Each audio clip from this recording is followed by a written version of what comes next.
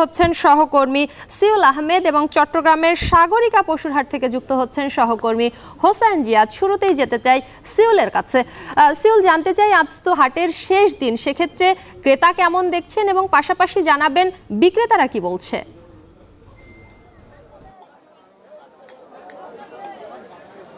শম্পা, আপনি ঠিক যেমনটি বলছিলেন যে চিটাগাংয়ে গরুর সরবরাহ অনেক বেশি, ঠিক তার কিছুটা উল্টো চিত্র কিন্তু রাজধানীর গাবতলী হাটে। এখানে গরু রয়েছে, তবে তুলনামূলকভাবে গতকালের চেয়ে অনেক কম, এবং ক্রেতারাও কিন্তু আসছেন এবং ক্রেতারাও তাদের পছন্দের যে পশুটি সেটি ক্রয় করার জন্য দামাদামি করছেন, এবং বিক্রেতারাও কিন্তু তারা দাম ছাড়ছেন না। এবছর ক্রেতা বিক্রেতা উভয়ের সাথে কথা হলো আমার কিছুক্ষণ আগে। তারা কিন্তু বলছিলেন যে ক্রেতারা অন্যান্য যে কোনো বছরের তুলনায় কিছুটা কম দামে গরু পেয়েছে, এমনটা কিন্তু তারা বলছেন।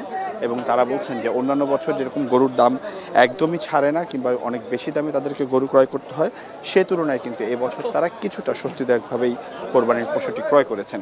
এবং বিক্রেতারাও কিন্তু কিছুটা আহাজারি নিয়ে বলছিলেন যে আসলে তারা যেই গরুগুলো নিয়ে এসেছেন কিংবা কোরবানির পশুগুলো হাটে নিয়ে এসেছেন, সেগুলো যদি তাদেরকে আবার নিয়ে যেতে হয় বাড়িতে কিংবা তাদের খামারে নিয়ে যেতে হয়, তাহলে কিন্তু আরও 1 বছর তাদেরকে সেটি লালন পালন করতে হবে, এবং একই সাথে সেটির পরিবহনের যে খরচ সেটিও কিন্তু তাদেরকে ব্যয় করতে হবে। সুতরাং এই হাটে গরুর সংখ্যা কিছুটা কম। অন্যান্য হাটগুলো থেকেও কিন্তু তারা কথা বলছেন যে অন্যান্য হাটগুলোতে যদি গরু থাকে সেগুলো কিন্তু এই হাটে আস্তে আস্তে আসছেন। তবে আজকে যেহেতু কোরবানির হাটের শেষ দিন, আগামীকাল কোরবানির ঈদ, সুতরাং আজকে কিন্তু দিন যত যাবে তত কিন্তু এখানকার ক্রেতা বিক্রেতাদেরও যেই হাকডাক সেটি কিন্তু বাড়তে থাকে। এবং আরেকটি বিষয় আপনাকে বলে রাখি, সেটি হচ্ছে যে এইবার কিন্তু ছোট গরুর অন্যান্য যে কোনো বারের চেয়ে কিন্তু এবার ছোট গরু মাঝারি গরুর তুলনামূলকভাবে বেশি বিক্রি হচ্ছেন। বিভিন্ন ডেইরি ফার্ম কিংবা অ্যাগ্রো থেকে যারা গরু নিয়ে এসেছেন বড় গরুগুলো, সেগুলো কিন্তু অবিকৃত রয়ে গেছে। তারা কিন্তু বলছেন যে সেগুলো তারা আবারও খামারে নিয়ে পরের বছরের জন্য প্রস্তুতি করবেন। আরেকটি বিষয় আপনাকে বলে রাখি, সেটা হচ্ছে এবছর হাটের যে পরিস্থিতি সেটি নিয়ে কিন্তু ক্রেতা বিক্রেতা উভয়ই অনেক তারা সন্তুষ্ট প্রকাশ করেছেন। এবং অন্য যে বিষয়টি সেটি হচ্ছে আজকে যারা বেশিরভাগ ক্রেতারা আসছেন তাদের কিন্তু বেশিরভাগেরই হচ্ছে যে বাড়িতে গরু রাখার কিংবা কোরবানির পশুটি রাখার একটি জায়গা সংকলন রয়েছে। আপনি নিশ্চয়ই জানেন যে ঢাকা শহরে এই জায়গা সংকলনের জন্য কিন্তু আজকে অনেকেই এই শেষ দিনে কিন্তু গরু কিনতে আসছেন। তারা বলছেন যে 2-3 দিন আগে থেকে গরু কিনে নিয়ে গেলে সেটা রাখার যে সমস্যা সেটি থেকে তারা মুক্তি পেতে কিন্তু তারা একবারে শেষ মুহূর্তে আসছেন।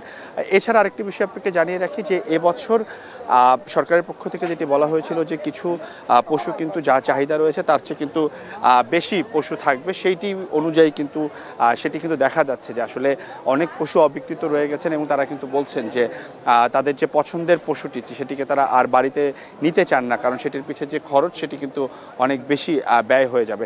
সুতরাং বিক্রেতারাও কিন্তু কিছুটা দাম ছেড়েই চাচ্ছে, এবং অন্যান্য যারা ক্রেতারা রয়েছেন তারাও আসলে দামাদামি করছেন। তারা পছন্দের পশুটি ক্রয়ের জন্য যতটুকু সম্ভব তারা চেষ্টা করছেন। এবং একই সাথে আরেকটি বিষয় আপনাকে বলি, সেটি হচ্ছে যে এবছর কিন্তু যে হাটের পরিস্থিতি সেটি অন্যান্য বছরের তুলনায় ভালো। আইনশৃঙ্খলা বাহিনীর সাথে আমাদের কথা হচ্ছিল, তারা আমাদেরকে জানিয়েছেন যে হাটে থেকে যে গরুগুলো বের হচ্ছে সেগুলো যেন রাস্তায় কোনো প্রকার চাঁদা কিংবা যারা ছোট ছোট পিকআপগুলো রয়েছে যে গরুগুলোকে নিয়ে তারা আসলে নির্দিষ্ট স্থানে পৌঁছে দিচ্ছেন, তাদের ক্ষেত্রেও কিন্তু তারা বিভিন্ন ধরনের নিয়ম শৃঙ্খলা বলে দিচ্ছেন, অতিরিক্ত কোনো টাকা নেওয়া যাবে না। তারা এখান থেকে কিন্তু সব কিছু ঠিক করেছেন। শম্পা, এই ছিল গাবতলী হাট থেকে আমার কাছে কোরবানি হাটের আগের দিনের অথবা শেষ দিনের সর্বশেষ তথ্য। সিউল আহমেদ আমাদের সঙ্গে গাবতলী পশুর হাট থেকে যুক্ত।